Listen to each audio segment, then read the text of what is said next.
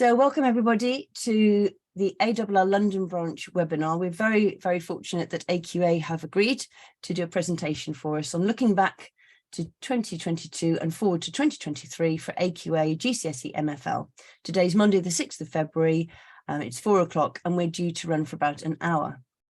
So on Saturday, the 21st of January, we had a lovely ALL London event when we invited Judith Rowland-Jones from AQA to give a presentation. Here she is to tell us about getting ready for next year's examination, learning lessons from the last one. And quite a few people were not able to come and said they'd really like to hear this. And we were delighted when Ian volunteered to do this. So he'll be presenting at that event. Judith sitting here. We also talked about the new GCSE, which is coming up in 2024. That's not the subject for today, although Ian may well touch on being able to tell you about how you can find out more about that.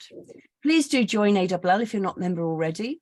Perhaps you could write in the chat if you are a member and encourage people to join. It's a great organisation. You get a very good magazine, you get regular information via an email on the internet, and it's just a lovely community to be part of. So please do join us. We've got some more webinars coming up on ALL London. So this Thursday, we've got a Tilt webinar about using authentic grammar. And then I've just spoken with Julia Morris, and she's going to do something with us on chat GPT. People have been talking a lot about this artificial intelligence, and that's for after half term. We're really excited about our language world. That's our annual conference, and I know AQA will be there as well. And here is our president, Liz Black, who'll be really, she's put a lot of work into organising an excellent conference. So please do, if you can, come along and join us Friday the 17th to Saturday the 18th of March 2023. So now I'm going to hand over to Ian, who's the curriculum manager at AQA, and he's going to be helped by Sadaf, who is a support manager. And here you've got what you've signed up for, what the aim of the session is. So I'm now going to stop showing my screen, and then it's going to be over to Ian.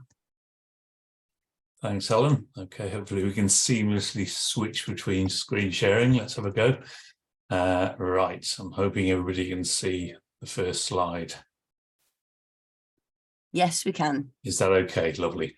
Yeah. Okay, right. Well, without further ado, we'll crack on then. Thanks ever so much for coming along today, and to Helen for giving us the opportunity to do what is, as Helen explained, is a repeat session of the session that Judith Rowland-Jones, my colleague, did at ALL the other weekend. So it's a chance for anybody who wasn't able to attend that to hear the same presentation again, ask any questions you may have. Just to confirm that if you did go to that session, this is the same session. So don't want anybody to sit through the same thing twice thinking this is new information, because it's just the same content. So, okay, so thanks, as I said, to everybody for coming. A very busy time of year, and particularly at the end of a day's teaching. My name's Ian Rodmell. I'm the curriculum manager for languages at AQA, former head of department at a couple of colleges in Lincolnshire and also in the northwest where I still live. As well as that, I was senior editor for Authentik Language Learning a few years before joining AQA. Some of you may remember Authentik en Français and their German and Spanish equivalent. So I was involved with the French angle of those, and also various other supporting resources. So 3 different angles, all of relating to modern languages teaching and learning, and now obviously in the assessment side with AQA. So I'm joined by my colleague Sadaf, who is our curriculum support manager. And Sadaf's going to keep an eye on the chat while I'm talking you through the slides, with a view to dealing as many queries as you may have during the session. So please do pop any questions in that you may have as we go along. We'll deal with as many of those as we can via the chat, and hoping there will be some time at the end to sort out any further queries that may occur to you, or ones that we haven't had time to deal with during the session. Okay, so hope that's okay. The plan is that we'll deal with questions during the chat as we go along. Sadaf, if you think there's a particular question that comes up and it's best to just sort of interrupt briefly and deal with that at a particular point in the slides, then that's fine. Just let me know.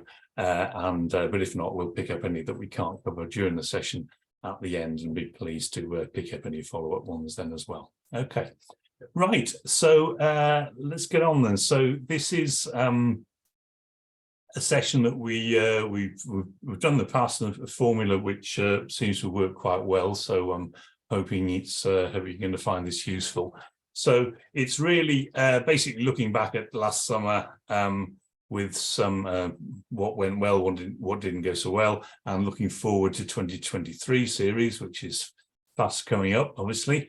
And we've a quick overview, some numbers for you, many of which you'll have seen before. They're just there for reference. I'm not going to dwell on them at any great length, but just to have all these in one place, grade boundaries and so on. Some key messages, not from me, but from our senior examiners who we've basically put together this presentation based on a lot of the comments from the reports on the exam, which I'm sure you've used frequently in the past, and which are a real goldmine of information about each paper, and indeed question by question commentaries and all the rest of it. So, but some key messages: what went well, what didn't go so well, and some advice, both particularly aimed at the students. We've got some suggestions of areas of focus that you as teachers might want to look at, which may or may not apply to your particular group, obviously. But we've also incorporated some slides which are specifically targeted at the students rather than yourselves. So we hope you'll find this useful to use after the session as a way of reinforcing some of the points that I'm sure that you make on a regular basis to your students anyway, but sometimes just having it from another angle. This is what the AQA examiners are saying, so I told you, didn't I?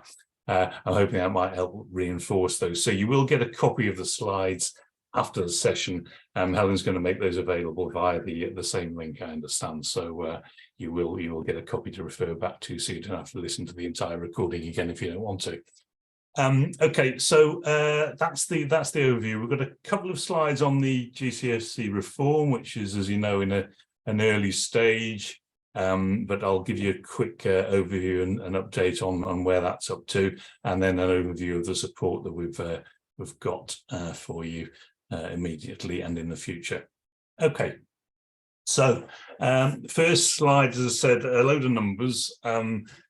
You've seen most of these before. I just thought it would be useful to have these in one place. So you've got the national entry data for French, German and Spanish GCSE. So the total entry numbers, the percentage of students getting those particular ranges of grades, they're just all in one nice place for reference.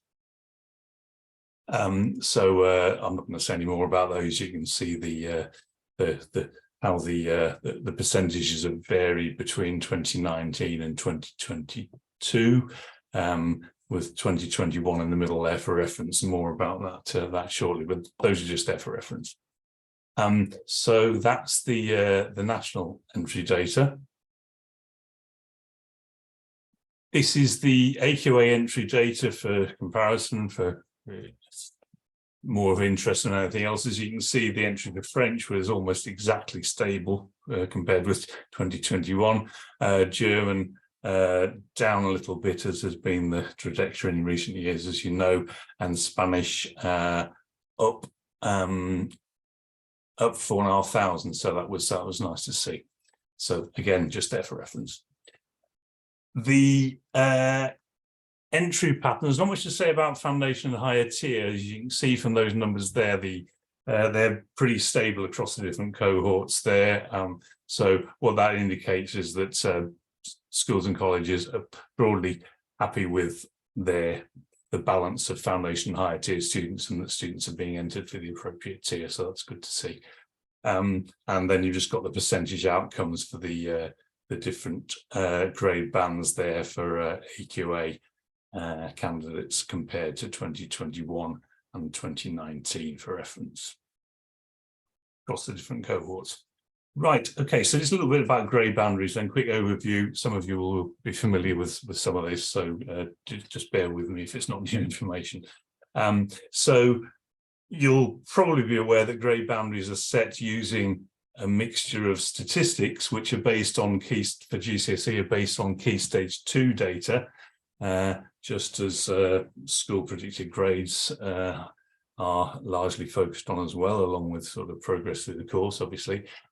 So we start with a mixture of these statistics, which give us an overall idea of the overall strength of a particular cohort of students from one year to the next. So whether the cohort doing GCSE French this year are broadly slightly stronger or slightly weaker or much the same as last year. Okay, so it gives us sort of starting point as to the proportion of grades that we're likely to expect to see. Obviously, if we know that the data suggests it's a much stronger cohort than the previous year, we'd be expecting a higher proportion of higher grades. So the percentage of grade boundaries is not fixed year on year. Okay, so all sorts of things feed into this, including the stats, and particularly the expert judgment of our examiners, who spend a lot of time reviewing and comparing student scripts with student scripts from the previous year and deciding where they think the grade boundaries need to be, bearing in mind the performance of the students on the particular exams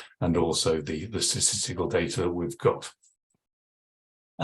So that's just a quick overview of how the grade boundaries work, really. The grade boundary setting is overseen by Ofqual, the exams regulator. There's a couple of links there in the slides there, which you'll obviously have the electronic versions of after the session if you want to find out more about that. But basically Ofqual's job is to make sure that the grade boundaries between exam boards are comparable, that it's therefore not easier to get a grade 7 with AQA than it is with Pearson or vice versa, and also that they're consistent in demand year on year, and I'll say more about that in a second. Okay, and there's another link there about setting and marking, which you may be interested in. Okay, so what impacts on the grade boundaries in a normal year? When I say normal year, because obviously 2021 was very much not a normal year for on all sorts of levels. So talked about the statistical information about the ability of the cohort in comparison with previous series, including the Key Stage 2 data. So what we also have to look at is how the exam papers in the current series that we're looking at have performed in comparison with those in previous series. Now, our examiners try very, very hard to set papers of absolutely equal demand year on year. It's actually fiendishly difficult to do that absolutely precisely. So that's why we take that into account. And if it turns out that once all the marking has been done and the student performance has been analysed, that the students seem to have found the particular set of papers in this year more demanding, and therefore we've got lower marks than the previous year, then the grade boundaries will move accordingly, because the basic principle is that the same level of performance, not the same number of raw marks, the same level of overall performance should get you the same grade in any given year. So it's what's called comparable outcomes in the trade. Okay, so in other words, regardless of how the number of marks a student gets, the same overall level of performance will get them the same grade in any given year. So that's basically how it works. And I've talked about how the grade boundaries can go up and down depending on the performance of the students and the particular year on those papers and expected overall ability and so on. Right, so that's a whistle-stop tour of the grade boundary process. Now then, in 2022, as I said, was an unusual year because as you know, the previous 2 years, because of the pandemic, which caused so much disruption to everybody's lives, and in particular students' education. I have two teenage daughters myself, so I've seen this at very close hand.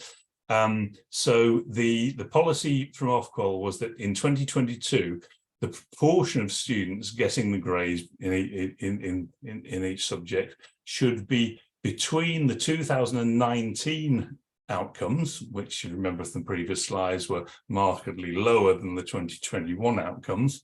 And so somewhere between the 2019 and the 2021 as well as taking into account the stats about cohort stability that I've spoken about already and the actual demand of the papers. So it's basically the proportion of students was going to be somewhere broadly in the middle range of those two years.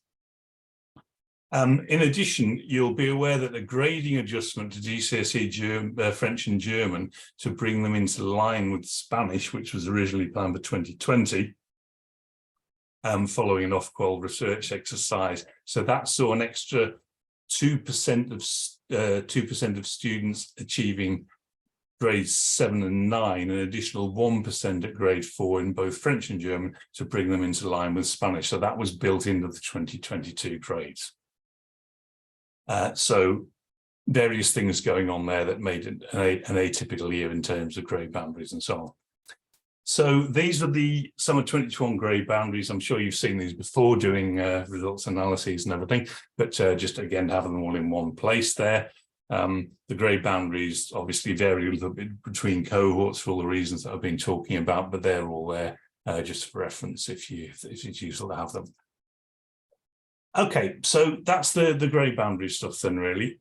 So some general comments from our examiners having marked all the papers, and as I said, I'm going to look at paper by paper and give you some specific recommendations and areas of focus to consider for 2023, and also some specific guidance aimed directly at the students, which I hope you'll find useful as well. So first overall comment was that congratulations to everybody really on how well the papers were dealt with after such challenging circumstances that everybody's been going through during the pandemic. It was clear that students have been really well prepared for the variety of task types in the various languages across all the papers, and very little evidence of students not knowing what they were being asked to do. So that was really pleasing, and a real testament to the work that's been put in preparing the students for this first exam series since 2019. One thing which was commented on was that increased frequency of barely legible handwriting. Now, obviously, we've all had students who basically, as somebody with extremely spidery handwriting myself, who avoids writing with a pen whenever possible, I'm guilty as this as many. But it's obviously an issue if your students' writing is so difficult to read that the examiner is going to struggle with it. So there was just a report that there was an increased proportion of that this year. So just really to flag to your students, just to remind them, look, you do have to make this legible as possible to enable yourself to get good credit. So I don't know if the pandemic was influenced that, but it was reported more widely this time than it was has been in previous years. So just wanted to bear in mind. Okay, so each exam series we get feedback from schools and colleges, which we welcome and is all fed into our plans for future series. So that was this year was no exception. And the feedback that we had from centres was mostly related to the removal for 2022. You'll remember that Ofqual removed the requirement for all exam boards to test vocab, which is not listed in the specification, which is, has been a requirement until very recently. So we did issue a statement to centres explaining we reviewed all the papers in the light of that adaptation, and that any unlisted vocab would be confined to basic words and cognates. So we are, of course, still required to ensure that the question papers differentiate appropriately between the students of different abilities, so they don't get grade boundaries all bunching closely together. We did have a number of centres contacting us in relation to unlisted words which were included on the GCSE French assessments. And while it's the issue here is really that by changing a word which isn't on the list and replacing with one that is on the list, if you're not careful, you start changing the demand of the question. So there's sometimes quite fine judgments to make on this. So that's why there may have been there were some words like that which weren't unlisted, which some teachers thought, well, why are they being included? We were able to show that where these were included, these items weren't tested, so it had just been felt that they were, removing them would have changed the level of demand of the question, so that's why. We've got a small number of centres contacting us about the demand of the higher tier reading papers, which were felt to be unduly demanding, really, following the COVID disruption that everybody's been dealing with. Specifically about the poems, which were set as literary passages in French and German, and that these were felt to be quite challenging. So the mean mark in French on this paper was lower than it was in 2019, so slightly lower, from 39 in 2019 down to 35, just under 36 in 2022, but actually higher in German, so higher mean mark. So that was all obviously taken into account when it came to the positioning of the grade boundaries on those papers. So just rest assured that was taken into account where the students did find certain questions more demanding.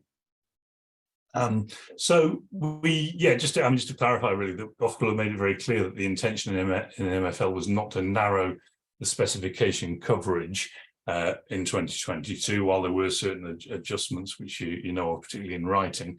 Then the paper still had to differentiate across the full range of performance to avoid bunching of marks and grade boundaries, which then results in it being far too easy to move between grades by dropping a handful of marks. So it's really important that we avoid that for all sorts of reasons, in particular the students' interests. So what that means is, of course, that only a small proportion of students should be able to gain marks on questions on the listening and reading, where we're targeting specific pieces of information rather than allowing them to perform at their own level, as we do on speaking and writing. So only a very small portion of students are expected to get some of the marks on these papers. More about that in a second. And that has to be the case to differentiate effectively between all the different levels of performance, right from grade 4 at higher, right up to grade 9. The speaking submission portal, which was we asked centres to submit their speaking test recording electronically this time for the first year. It broadly worked okay. There were one or two issues which we know about, and which I'm assured that improvements are being made as we speak to produce a similar but new version of the speaking submission portal. So apologies if you did have any difficulty with that in terms of capacity and loading up a number of students. I'm assured that's being worked on. It was a fairly late decision to actually run it at all. We didn't think it was going to be quite ready, but then they decided it was possible, and we'd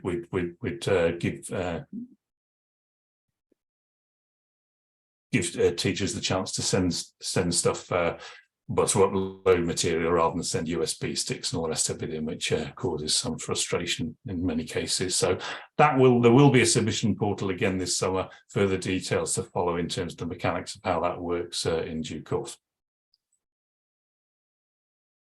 So touched on this before briefly. As you may be aware, Ofqual's confirmed the outcome of the consultation about the inclusion of vocab outside the spec in question papers, which was first introduced in 2022 as a sort of an exceptional measure, if you like.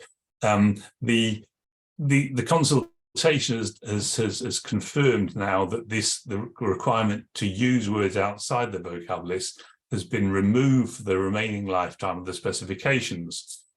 So we're obviously amending our own approach to the vocab list to from 2023 onwards, as follows broadly as we did for 2022. So we'll still include and target some vocab items such as primary colours, straightforward words, cognates, near cognates, derived words, and very common words which aren't listed in the spec. As you know, it's not an exhaustive vocab list, the specification, and we do assume some prior knowledge from Key Stage 3.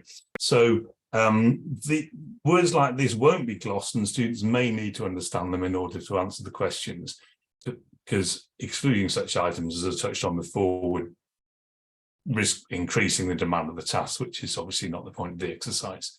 And there may again be a small number of words not listed in the vocab list which are outside the categories mentioned above. but whose inclusion is basically required for the question to work. So any words like that will be glossed and won't be targeted in the questions. So changes in 2023, as you know, for 2022, the writing paper, for the writing paper, Ofqual allowed exam boards to add an additional optional question where they existed already. So questions that normally have an optional question, so the overlap question and higher question 2, and not elsewhere, were allowed to ask add an additional optional question, so that students answered 1 question out of 3, which allowed, of course, AQA to target each question at one of the 3 main themes. That additional optionality was for 2022 only and is not in place for 2023 for any of the exam boards. So papers will revert to the writing papers will revert to the format used in 2018 and 2019. So for AQA, that means a choice from 2 questions rather than 3. Just a little bit about the overall level of demand. And some of you may have heard this before. But I think it's some important points to make here. As I mentioned before, the speaking and writing tests largely test, obviously, active language rather than passive knowledge. So students deal with the questions at their own level. So the speaking and writing work very much like English literature or history or whatever, where the students get a question, they all answer the question in their own way at their own level, and therefore the differentiation which we're required to achieve is by outcome, by how well they deal with the question, rather than focusing on specific bits of information. The listening and reading papers, obviously for languages at both tiers, do require us to target specific bits of information, just like maths do, just like science do, but obviously for language it's focusing on vocabulary, meaning and grammar and so on, but specific bits of that. The structure of the papers for listening and reading is that there's basically a gradual incline of difficulty, but with peaks and troughs along the way. So there'll be the more straightforward questions gradually building up in demand with occasional dips. Basically, this is the educational research has shown that this encourages students to perform as well as they possibly can, rather than just getting so far and thinking, oh, I can't do that question, there's no point carrying on. So it encourages students to carry on beyond the first question that they find pretty difficult, and enables them to score as many as they possibly can. Obviously, in the listening and reading papers as well, we do have to use distractors to differentiate between students of different abilities. Often have discussions where, teachers thinking we're trying to catch the students out with these distractors. That's really not the purpose at all. What we're doing is the distractors allow us to reward really high different levels of ability, as opposed to good levels, medium levels and lower levels of performance. Okay, so it really allows us to reward the top students and the students at all different levels according to the level that they perform in the exams. So and obviously because of the requirement to test at all these different levels, then we do have to have some pretty subtle distractors, if you like, to reward the students for certain questions on the paper, which are basically targeting grades 8 and 9 level of performance. So the differentiation on the listening and reading is by task, by the detailed information rather than overall performance that you have with speaking and writing. So I think some of the numbers are helpful, and it's really important, I think, that students are aware of this. We never get any complaints about writing. Students come out of writing and think, yeah, that was okay. I felt a really good go at that. I'd have a go at the questions. That was fine. Now, of course, the mark that they get in the end depends on how well they dealt with the question, whether they knew the answer to the question or not, because that's the different structure of the paper. But on the listening and reading, where we're targeting specific bits of information, I think it's really helpful for students to be aware that they're not, even good students are not going to come out of the listening and reading exams thinking, oh, that's brilliant, I can pretty much do all those questions. Unless they're absolutely top-ranked students, that's just not going to happen. But knowing that and knowing how the papers are structured reduces the risk of them being put off and demoralized by a listening or reading exam where specific levels are being targeted. So a third of the marks, obviously on the higher tier paper, we've got 6 grades. So that what that means is around a third of the marks are targeting grades 6 and 7, a further third targeting 8 and 9, and obviously the final third therefore being 4 and 5. So foundation tier, it's 60-40 there, as you can see. So I talked about the distractors designed to differentiate between different levels of performance. So obviously, if you've got a multiple choice question, you've got to say 3 answers. The student's got to pick the correct one. The other 2 have got to be plausible, otherwise nobody will go for them and the question won't work. So the distractors can be on more straightforward questions, perhaps less strong than they have to be to differentiate at the higher level of performance. So the grade 8 and 9 questions that are targeting the high level of performance, only a small percentage of students are expected to get those marks, because if more than that can achieve the marks of those questions, the paper's not discriminating between the able students, you know, your grade 7 students, if you like, and those at the very, very top of the scale. So we have to have all these different levels of distractors to do that and make sure that the students are rewarded for the level of performance that they produce in the exam, not just sort of somewhere in the middle. So I just, to sum up, it's really important, I think, that students are made aware of the reality that there are a number of questions on the higher tier listening and reading papers that even able students, you know, those sort of solid grade A students, if you like, 7 or grade 8, even 8, they aren't expected to get those questions right because of the spread of marks. Okay, but I think understanding that that's how the question works makes the experience of doing the listening and reading papers for your middle or even, you know, relatively high ability students makes it less daunting, because they know they're not going to, they know they're going to be questions, a substantial number of questions they're not expected to get right. But that's okay, they'll still get the grade that they're expected to get, but they're not going to come out of these exams thinking, yeah, I could pretty much do all of it. So I think it's worth just explaining that to them, because, you know, none of us want to put students off carrying on beyond GCSE by coming out of a listening exam and thinking, oh, there are lots of questions I couldn't do there. Perhaps I'm not very good at French after all. You know, that's not the case. And just explaining that's how it works can reassure them they will still get the grades that they're expected to get. Okay, so we'll look a little bit in more detail at the individual papers now then. So we'll go through paper by paper, some comments from the lead examiners on what went well, not what didn't go so well, and also some specific advice which you may want to use with the students directly. And as I say, you'll get a copy of the slides after the event, so you can use that back at your school and college if you'd like to do so. So what went well in listening then? So the examiners reported that students had clearly been very well prepared for the right variety of task types, and as I mentioned earlier, very little evidence of students not being clear what they were being asked to do, which was great. No feedback on the length of the pauses or speed of the recording, and that's definitely a case of no news is good news, because the feedback that we get from teachers is that they're happy with the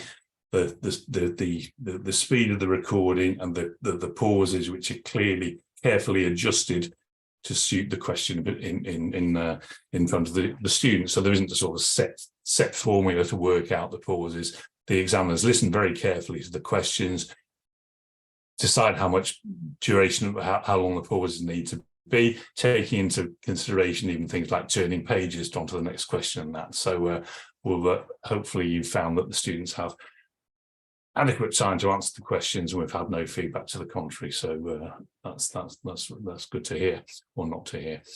At higher tier, the questions requiring written answers, as they always tend to, discriminated well across the 3 languages, and there were far fewer examples than in some years of non-attempted questions. We all know how frustrating it is when students in mock exams have a multiple choice task and send the paper in blank rather than at least having a guess. So they're clearly being well drilled not to do that. So that was good, at least have a go. And in most papers, fewer instances than some previous years of students answering the wrong language in section B, which was also good to see. Some suggested areas of focus for 2023. So Some of these come up quite frequently in the reports on the exams. Some of them are particularly pertain to this series, but I hope they're helpful. So using clues in the utterance for listening or the questions themselves to help the student understand what's being asked for. So, for example, students unfamiliar with the word commissariat on the French papers were generally able to work out its meaning thanks to the clue police in the question. So using the information that's available, which can very often help you get to where you need to be. Some students are listening to just single words, usually the first word that they recognise in an utterance, or just the first part, and think, oh, that's the answer. So it's definitely C then, rather than taking stock of the whole utterance and the hints provided within that. Very often you'll get, somebody talking about, I don't know, their favourite food, and they'll just say something like, well, I really like pizza, but I actually prefer spaghetti. It's a silly example, but you know what I mean. So it's listening to the whole utterance before deciding on the answer is really important. Some questions were reported to have been misread, so explaining when something happened rather than how. So those question words worth reinforcing those with the students and making sure that they're really good at recognising those. Focusing on negative expressions. So for questions such as the PN question type, for where you've got answers that are both positive and negative, some students are able to identify the positive bit, but lack of familiarity with negative expressions means that sometimes they fail to identify the negative aspects, so therefore obviously didn't get the mark for that question. So recommendation to make sure that the students are really familiar with the negative expressions can be really helpful for the listening tests and indeed elsewhere. Also reported students answered the wrong way, so using A, B, C or D when 1, 2, 3 or 4 was required and so on. We as you're probably aware with the true false type questions, if they write V or F instead of T and F vice versa, we do accommodate that, but it's just much easier all around if students can follow the instructions and answer the way they're supposed to do. It just makes everything run more smoothly, and it's much clearer for you to mark when it comes to mock exams and so on. Right, so this is a slide. I'm not going to go through this in detail. Please don't take this as advice to you. It's aimed to be at the students. Some of it might seem blindingly obvious to us as teachers, but it's just hopefully some advice from the examiners to the students as to things that very often, I'm sure that many of you will repeat over and over again in the classroom to your students. This is just to reinforce that message, really, some of the key hints and tips there. About maximising the reading time and so on, reading the rubric carefully, okay, but don't need to go through that with you now. But I hope some of these slides might be useful to use with your students afterwards if you find them helpful. Okay, so moving on to speaking then. So what went well? So the examiners reported that only a small number of students appeared to be entered for the wrong tier for speaking, which was good, so that the students were coping with the level of tasks that they were required to deal with, which was excellent. Opinions and justifications generally done well in all 3 languages, and the role plays performed as expected. Students cope well with the target language prompts, which can sometimes be challenging, as we know, but they cope really well with those. So particularly in the context of all the disruption from the pandemic and the speaking from my own experience, the limited opportunities that my daughters had to practice speaking with their teachers via Zoom and all the rest of it, it was really impressive, and it was good to see how well the students cope with the target language prompts and so on. Some really excellent natural conversations at higher tier in particular were reported by the examiners, and they were a pleasure to listen to, which was really good to hear as well. So some really good stuff there. Some recommended areas for focus on speaking. Making good use of the prep time for the role play and the photo card. Obviously, the students have these 12 minutes to make notes on the role play and the photo card, and need to use that time wisely, as I'm sure you encourage them to do. Some specific points. Knowledge of question words was sometimes thought to be lacking in the role plays, and it's important, as you know, that the second theme in the general conversation meets the minimum time as well as the first one, because if it doesn't, then there's an impact on the communication mark. It basically brings it down the band. Because obviously it has to be a level playing field. So we don't insist on 50-50, as you know, but there does have to be a balance, and there are minimum times in the instructions for the two parts of the general conversation. So just be careful of the timing on there, as I'm sure you are, but it's just one to watch. So other recommendations: so practicing describing common actions featured in pictures and photos, so students are accustomed to generating sentences using some of the most common verbs, which are likely to be reusable in different contexts. Really important, as and we've seen it, it's really been really good to see how much this has improved over the last few years, that teachers tailoring the questions to the students in front of them and the interest and ability of the individual students. Almost the worst thing you can do in many ways is just have a set list of questions that all students get, across each theme, because generally you're not really serving anybody very well, and the weaker students will struggle with some of the questions, and the stronger students aren't being given the opportunity to really show off what they can do. So tailoring questions to the interests of and the ability of the students, really, really important to do, and it was good to see that was happening on a very wide scale. For the role play, really important that students don't give more information than is required by the task. It really is a functional task. So basically the students do what it says on the card and then move on, and adding further information that's not required is just likely to create lack of clarity, which is likely to impact on the mark. So basically just do the information that's required by the task, and the students can score well on this task. In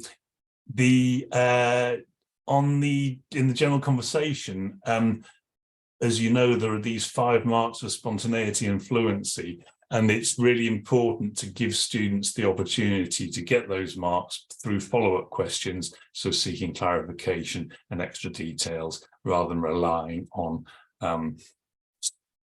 questions that students will have practiced and be very familiar with previously. So just push some students obviously are not going to get those marks generally, but the stronger students in particular do need to be given those opportunities with follow-up questions to show that they can speak spontaneously rather than just talking through well prepared and well polished questions that they may well have rehearsed previously. So follow-up questions help the students get those marks is good advice indeed.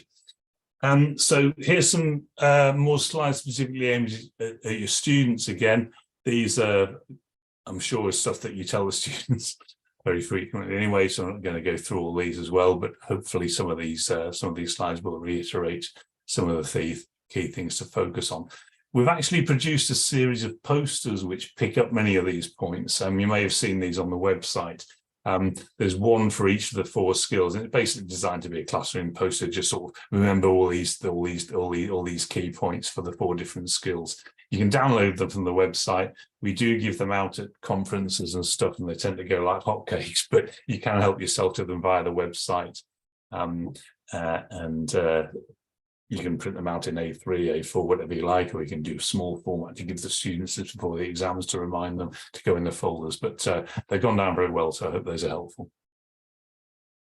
So yes, some suggestions for the students there on the role play, some advice on the photo card.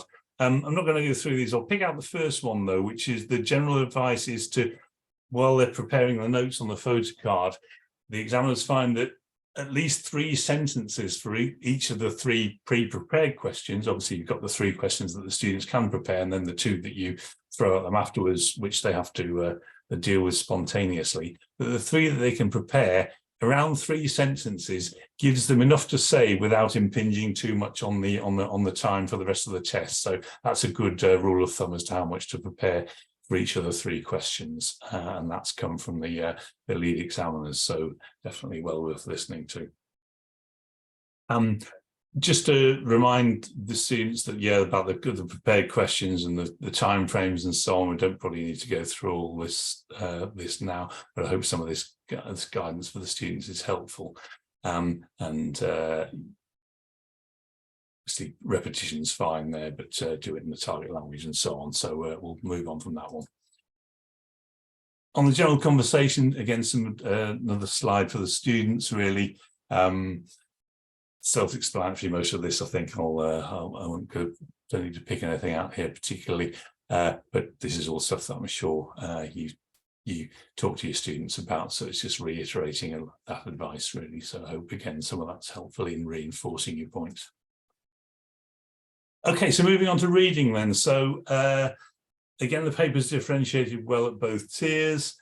Very few unattempted unattempted questions, sorry, as per the listing, which was good to see. Again, not many students answering the wrong language in section B. Some really good, precise and accurate translations reported this year, which was really good to see. Students clearly being well prepared and well drilled, if you like, on the requirements for precision to get those marks in the translation. There were some really good examples this year, which the examiners very pleased to report back on. Good knowledge of required structures and vocab, particularly at higher tier, and evidence that most students did appear to have read to the end of each text to confirm their answers, going back to the point I was making about listening and about not just picking out the first word or the first part of the sentence and basing your answers on that. So really important to read through before deciding on your answers. So that was good to see as well. Some suggestions for areas of focus for the summer. I mentioned the unclear handwriting thing, so I won't repeat that. Again, good idea to discourage students from giving additional or alternative information in the answers, which is just likely to negate the correct answer. Obviously, if the student just gives two answers, hoping the examiner will pick out the correct one and ignore the other one, that won't happen. But just by giving information that's not actually required by the question, that can sometimes negate the correct answer. So again, just give the information that you're asked for in the question is a really good tip.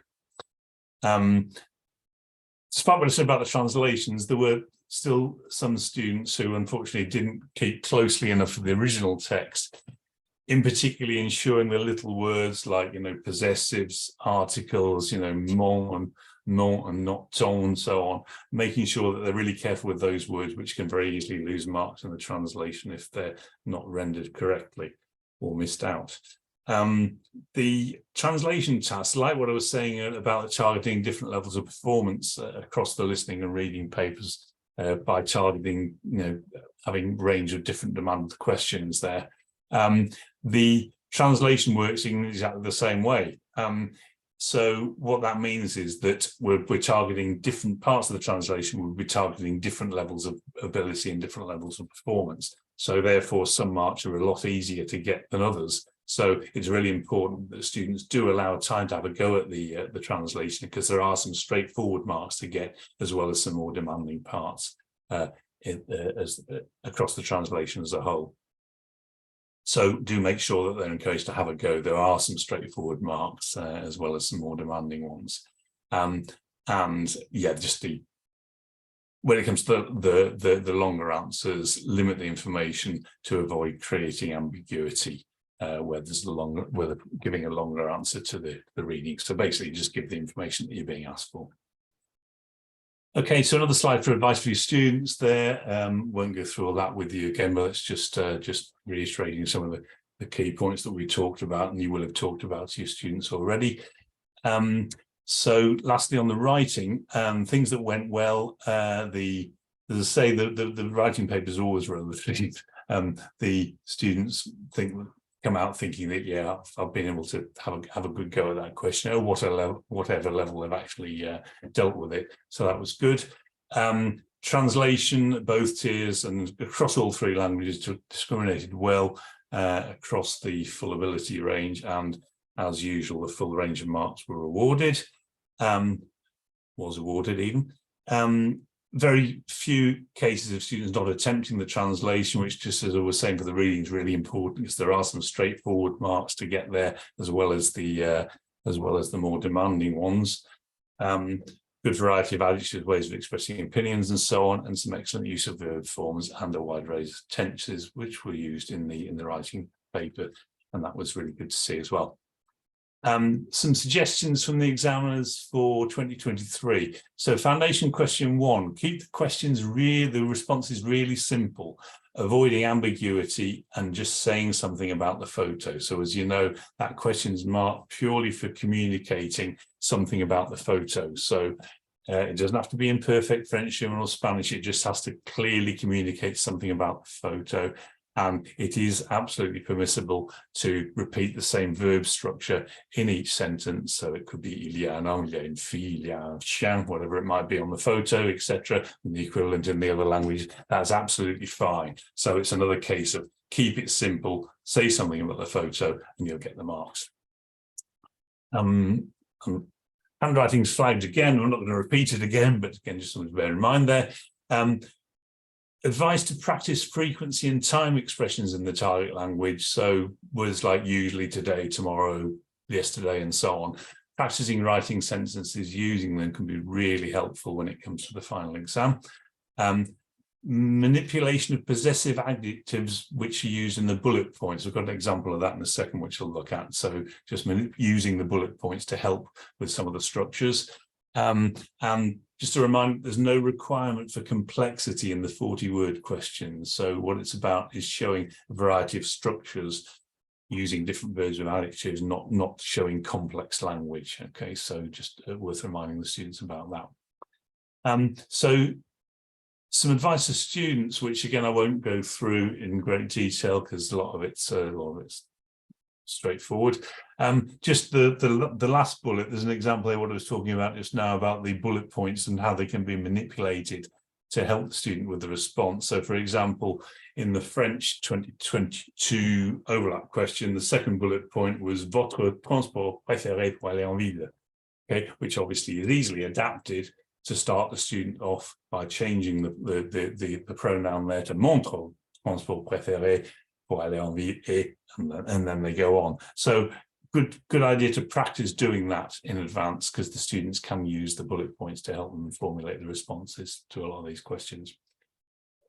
Right, so that's 2022 and looking forward to 2023. Quick update on where things are up to with reform.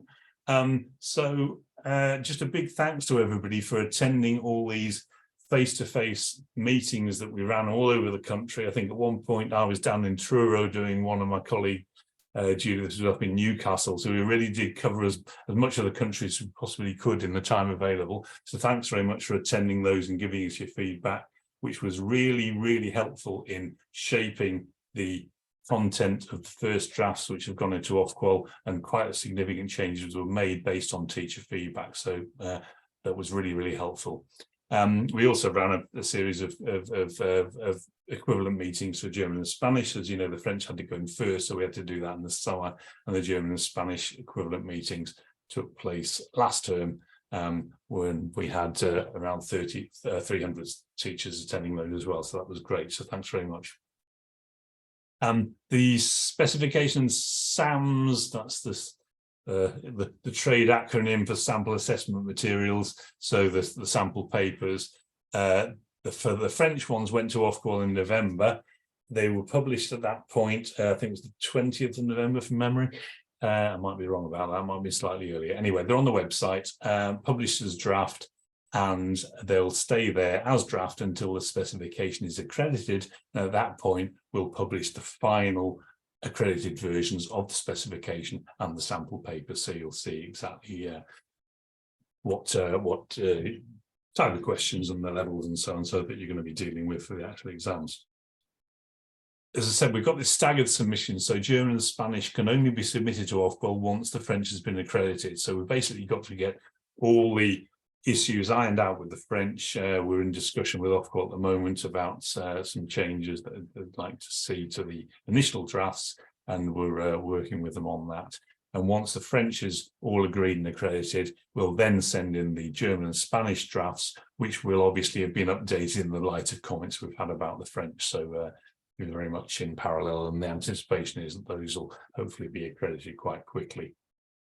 So as I said, we've had Ofqual feedback on the French submission, as of all the other boards, and we are continuing to work with Ofqual to gain this accreditation, and there's a bit more work to do on some of the materials to meet the Ofqual requirements, as with the other boards. And we're working through feedback at the moment, and we're making some changes before we resubmit. And as soon as we've heard back from Ofqual, we will keep you posted as to where things are up. We know that Ofqual are wanting to work as quickly as possible on this and turn things around, so you've got clarity and certainty about what's going to be involved. So we'll keep you updated with progress on that. The vocab lists published on the website when the draft specifications are submitted to Ofqual. I hope that you'll have had the chance to have a look at the French version, this interactive version of the vocab list. You can just have a straight vocab list if you like, and that's on the website too. But this Excel-based resource allows you to create your own lists and manipulate the different lists, so you can sort by word type, you can sort by theme and topic, and so on. So I've had some really good feedback on that. So if you haven't had the chance to have a go at that, please do have a look. And obviously we'll be producing the German and Spanish equivalents in due course. As well as obviously say, we've been working with a load of practicing teachers to develop the vocab list and indeed feedback for the samples and so on. We're also working with a teacher panel to plan a comprehensive resource package to support the new specifications, which will follow on once the specs are accredited. And we will be producing, as we did last time, if you remember, when the new skills were things like translation, we'll be producing extra support for the new task types like the dictation and reading aloud tasks, which, as you know, are going to be part of the new specifications. There'll also be new textbooks. OUP has been selected for our official approval process, and they will be producing new textbooks specifically tailored at the new specifications, which will be there in plenty of time for first teaching if you like to work from textbooks as part of your teaching. There's also, which you may have seen, a webinar which is on demand, which contains a lot more detail about the new specification that was presented by my colleague Judith Jones. Some of you may have attended that in December, but those slides, if you didn't have the chance, they're now available on demand, and you can download the slides. And there's an FAQs document which is I think is up there available now for you to download as well. Just a very quick overview of some support that we're planning here. I needn't go through all this, but obviously we've got all the usual stuff like example schemes of work. There'll be launch events and prepare to teach events later on this year and into next year. You'll have a full set of additional sample papers which will be kept in the secure area with a view to using those for mock exams before we've got live past papers to work with.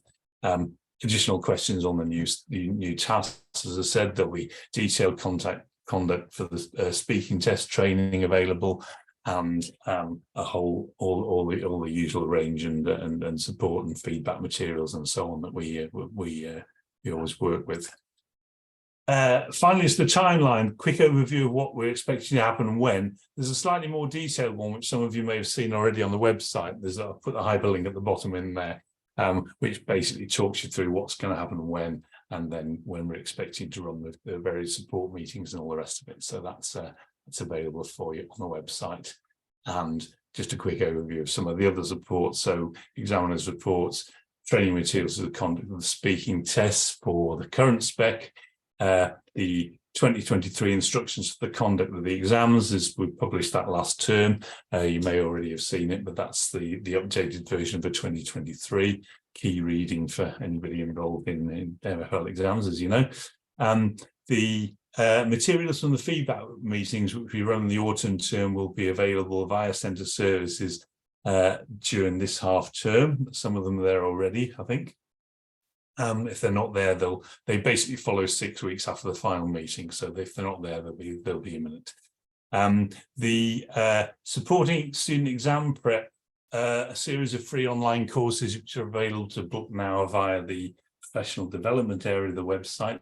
If you're interested in those, you can book onto those in preparation for 2023.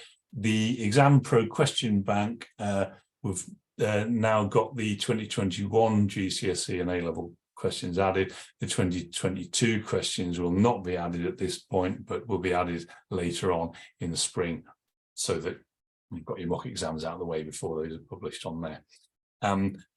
Just a reminder, please, that all the materials on centre services, the new AQA, so the secure password area, please remember that they are securely protected by password for the benefit of everybody. Please don't share them on social media or anywhere else, because the idea is obviously that you as teachers control when your students get access to these materials for mock exams and so on. So please do be careful about and not sharing those more widely.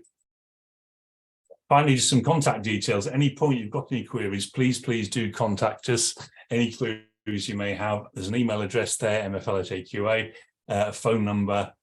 Please make sure that if you're not already, you've subscribed for email updates. You can do that via the website. There's just a little link on various pages on the website there to make sure that you get all the updates in the coming weeks and months, so that those will land directly in your email box rather than relying on them being passed on. So please do sign up for those if you haven't done so already. And then any questions which we haven't been able to deal with, we'll try and pick up for you now. Okay, so I'll unshare so we can see the chat and everything, and then we'll see where we're up to with questions. Okay, how are we doing, Sadaf? We've not got anything at the moment in the chat.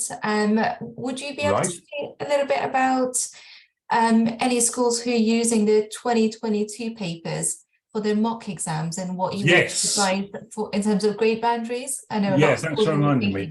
We've had a few queries through about applying which grade boundaries to apply and how to apply them for when you're using, as most centres will be, the 2022 exams to mock exams. Now, obviously, if there was a straightforward formula to this, we'd have issued it and we'd be delighted to say, yeah, that's what you do, away you go. Unfortunately, it's never quite that simple. So there is some advice which we've been issuing to schools who have contacted us about this, about using the 2022 grade boundaries and how to bear in mind the 2019 and the overall proportion of students and stuff. And I think, Sadaf, you're just going to pop that into the chat now. So that's I hope that's helpful in terms of making judgments. Obviously, it's always difficult to get the balance between encouraging students to work a little bit harder for the real thing and not wanting to demotivate them by them scoring much lower than you expect that they will be able to do in the summer. So there is some unfortunately there's no simple calculation to do that, but there is some advice which has come from I think originally the maths department, actually. So but it works well across all subjects. So I'm hoping that's helpful. I think has that just gone in now, Sadaf? Yeah, there we are at the bottom there. So yeah, I mean, people have been doing it's not a precise art is the point here. Now, other people have been doing it in different ways, but if hopefully that advice there is broadly along the lines of what you've already done, if you've done it, and if not, then it's still working on that. Then that's probably good guidance as to looking back at previous performance and so on. So I hope that's helpful. Anything else anybody wants to ask at this point? I think Sadaf's been dealing with some queries as we go along. Was there anything that needs any follow-up there, Sadaf? Or I think we're mostly okay. Just would you mind what would you advise in terms of adapting resources for the new spec? Right, yeah, good question. Well, I think what you need to do is to look at the draft materials. What we tried to do is, those of you who've been to the meetings about the new specification, and it's really important to bear in mind, by the way, that none of this is accredited at this point for any of the boards. So they're all subject to change. But based on the drafts as they are at the moment, what we've tried to do is to avoid changing the format of the questions more than we had to. So if you looked at the writing paper in particular, you'll see that the structure of the questions is very similar to the structure of the current writing paper.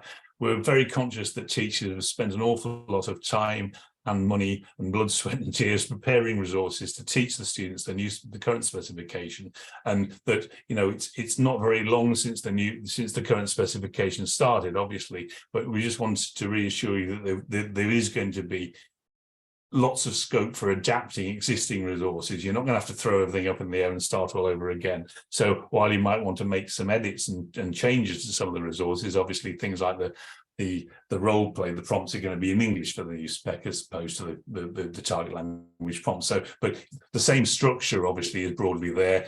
We haven't got the unprepared element, the unpredicted, the unprepared question in the role play.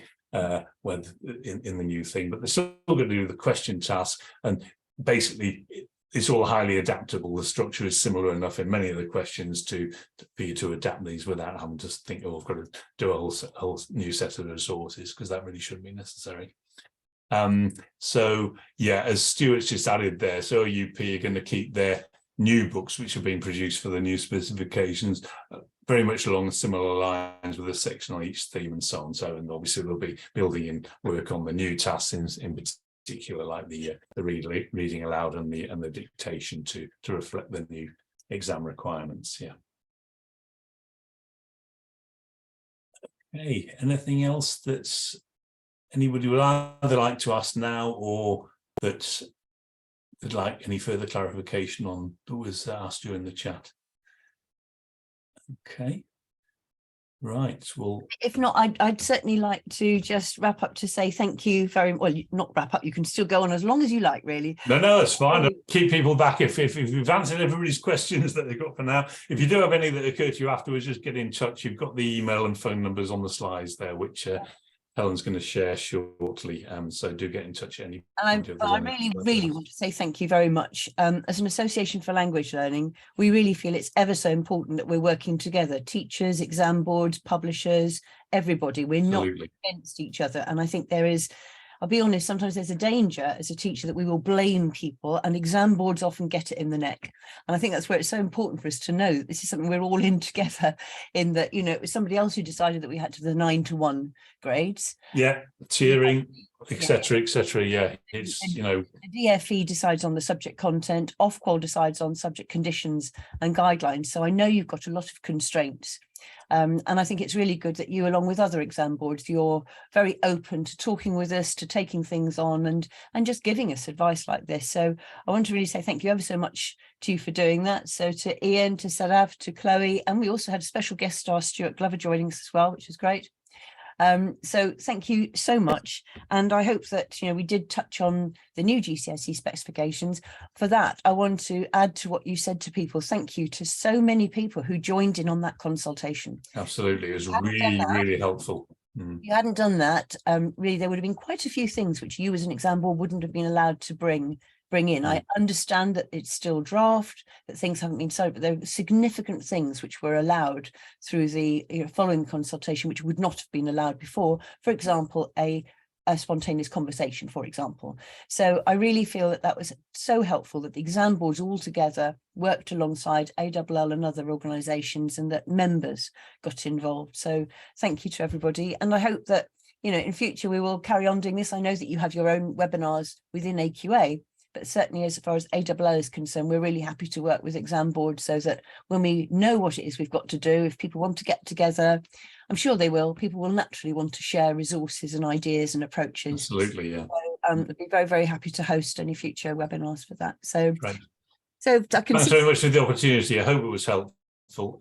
So, you know, it is a repeat session from the one with ALL the other week, but the idea is just to give people a chance who couldn't get to that one to either attend this one or to just get a copy of the recording and the slides so they can refer to them afterwards. So as Helen said, we really want to work with everybody on this. We're all former teachers as well. You know, we're all passionate about languages in the same way as you are, and we really want to encourage as many students as possible to take up languages. So thanks again for your time, and enjoy the rest of your evening, and thanks again. Thank you very much. I'll stop the recording now. Stop the live stream and stop recording.